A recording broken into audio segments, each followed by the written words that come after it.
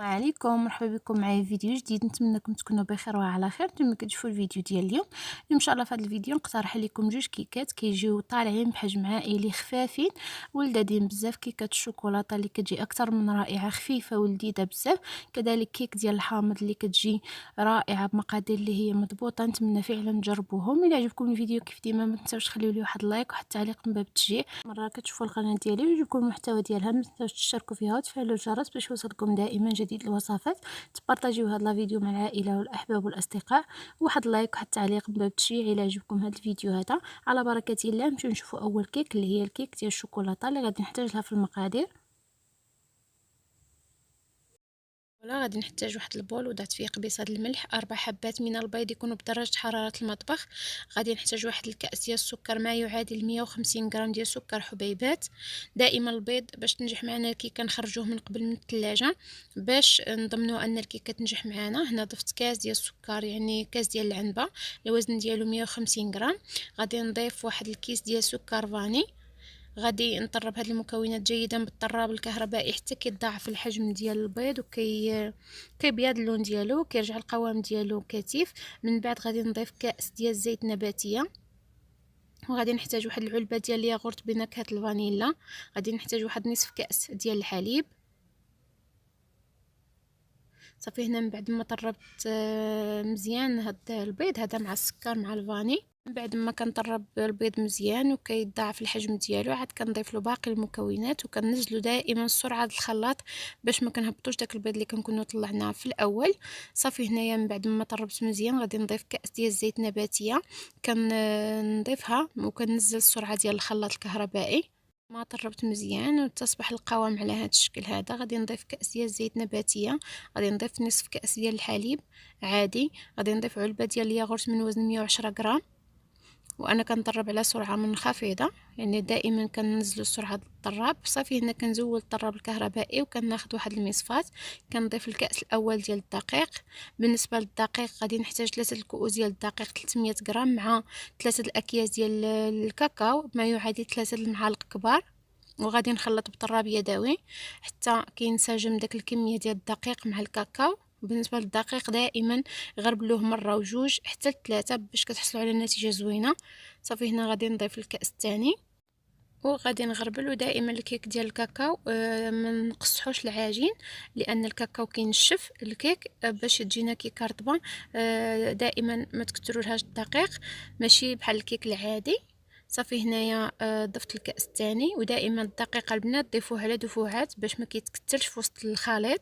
صافي هنا غادي نضيف الكاس الثالث، وانا راني ديجا مغربله الدقيق مره الاولى وكنزيد نغربلو المره الثانيه فوق الخليط باش هكا كنزيدو ندخلو كميه كثيره ديال الهواء في الدقيق وكتجينا الكيكه خفيفه. صافي هذا هو القوام ديال الخليط ديال الكيك ديالي. غادي نضيف له 2 اكياس ديال الخميره كيميائيه. عندي واحد الكميه ديال الجوز اختياريه، تقدروا تضيفوها تقدروا تستغناو عليها اولا تقدروا تضيفوا حبيبات الشوكولاته كيتواتاو حتى هما مع هذا الكيك. هنا ضفت 16 غرام ديال الخميره الكيميائيه اللي هي البيكين باودر مع ملعقه صغيره ديال الخل.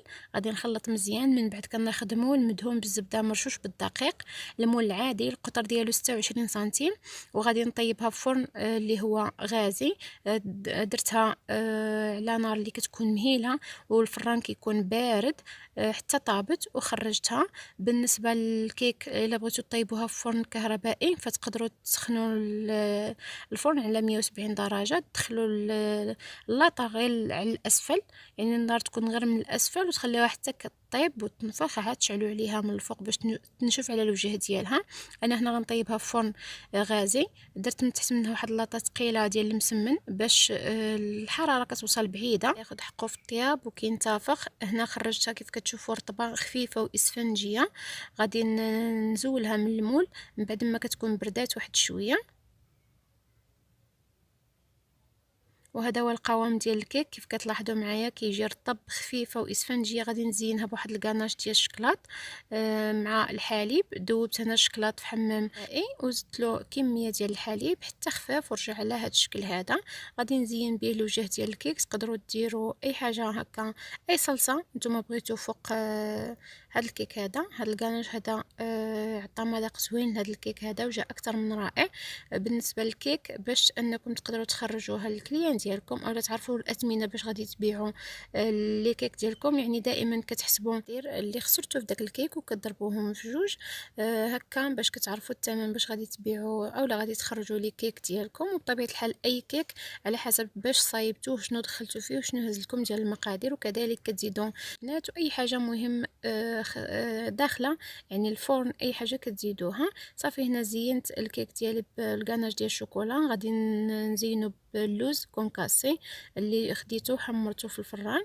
غادي نزين به الوجه ديال الكيك صافي وغادي نخليها حتى غادي تبرد. غادي نقطع معكم الكيك باش تشوفوها كيفاش من الداخل. فكتجي واحد الكيكه رطبه ومعلكه يعني واخا ما درنا فيها لا شوكولا لا والو. فجربوها بعينكم مغمضين كتجي تبارك الله طالعه كيف كتلاحظوا معايا في الصوره وخفيفه واسفنجيه من الداخل.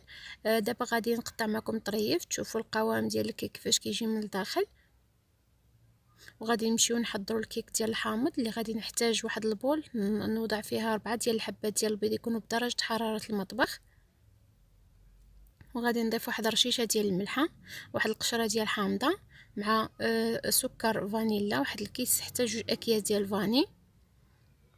وغادي نحتاج كذلك بالنسبه لهذا الكيك هذا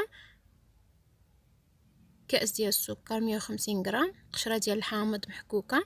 دائما كنحكو غير داك القشر الاخضر او الاصفر ما كنوصلوش للابيض باش ما يعطيناش المروره في الكيك. فهاد الكيكه جات اكثر من رائعه في المذاق ديالها. هنايا حكيت القشور الحامض. غادي نضيف سكر قبيصه ديال الملح عفوا. وغادي نضيف اكياس ديال الفاني. وغادي نطرب بالطراب الكهربائي حتى كيتضاعف الحجم ديال الخليط وكيبيض اللون ديالو كيرجع القوام ديالو كثيف. من بعد غادي نضيف كاس ديال الزيت نباتيه. غادي نضيف واحد نصف كاس ديال عصير الليمون الحامضه حكيت القشره ديالها وعصرتها. بطبيعه الحال كتصفيوها. هنا من بعد ما رجع القوام ديال الخليط على هذا الشكل هذا كننزل السرعه ديال الطراب. غادي نضيف كاس ديال الزيت نباتيه، كاس ديال عصير الليمون الحامض. غادي نضيف علبه ديال الياغورت بنكهه الفاني. بالنسبه للعصير ديال الحامض فانا عطاني 4 كاس وكملت نصف كاس بالماء. هنا ضفت العلبه ديال الياغورت. غادي نخلط مزيان. من بعد غادي نبدا باضافه الدقيق. ضفت الكاس الاول وغادي ناخذ طراب يدوي غادي نطرب به. غادي نخلط به عفوا الدقيق. ضفت الكاس الاول. من بعد غادي نضيف الكاس الثاني. وانا كنخلط يعني دائما الدقيق يكون مغربل مره 2 عفوا حتى 3 ديال المرات باش كتحصلوا على نتيجه اللي هي زوينه في الكيك. صافي هنا كنخلط مزيان. القوام ديال الكيك خصو ما يكونش ثقيل وما يكونش خفيف باش نحصلوا على نتيجه اللي هي زوينه. هنا ضفت الكاس الثالث صافي وكنخلط مزيان. وفي الاخير غادي نضيف 2 اكياس ديال بيكين باودر مع واحد الملعقه صغيره ديال الخل اولا ملعقه صغيره ديال عصير الليمون الحامض. وبالنسبه اللي ما كيبغيش الخل تقدروا تستغناو عليه. صافي هنايا هذا هو القوام ديال الخليط كيف كتشوفوا معايا. كنكتب به رقم 8 فكيبقى باين فوق سطح الخليط واحد المده عاد كيختفي. صافي هنايا كيس ديال بيكين باودر 16 غرام. ضفت عليها واحد الملعقه صغيره ديال الخل. غادي نخلط هاد الخميره حتى تنسجم مع الخليط. من بعد كناخذ مول مدهون بالزبده مرشوش بالدقيق. القطر ديالو 26 سنتيم وكنفرغ فيه الخليط هذا. بالنسبه للدقيق دائما ما تقيدوش بالنسبه للكميه اللي كنعطيكم. عينكم ميزانكم بالنسبه للخليط وكذلك الدقيق اللي نتوما مستعملين لان النوعيه كتختلف وعن تجربه. يعني انا دائما الدقيق ما كنخدمش بنوعيه واحده وكل دقيق وكيفاش شحال كيدخل بالنسبه للكيك. صافي هنا خديت المول مدهون بالزبده ومرشوش بالدقيق وكندخلو الثلاجه واحد 5 دقائق للمجمد. عاد كنفرغ فيه الكيك. صافي بالنسبه لهاد الكيكه ديال الحامض طيبتها في فرن كهربائي، سخنته على 170 درجه. غير من الاسفل دخلت الكيك حتى بدات يعني تتنفخات وبدات كدور الحموريه من الجناب. عاد شعلت عليها من الفوق تحمرات وخرجتها. صافي دائما كنضربوا المول واحد 2 ضربات هكا باش يتهوى الخليط ديال الكيك، ودخلتها للفران. طابت. من بعد ما طابت خرجتها.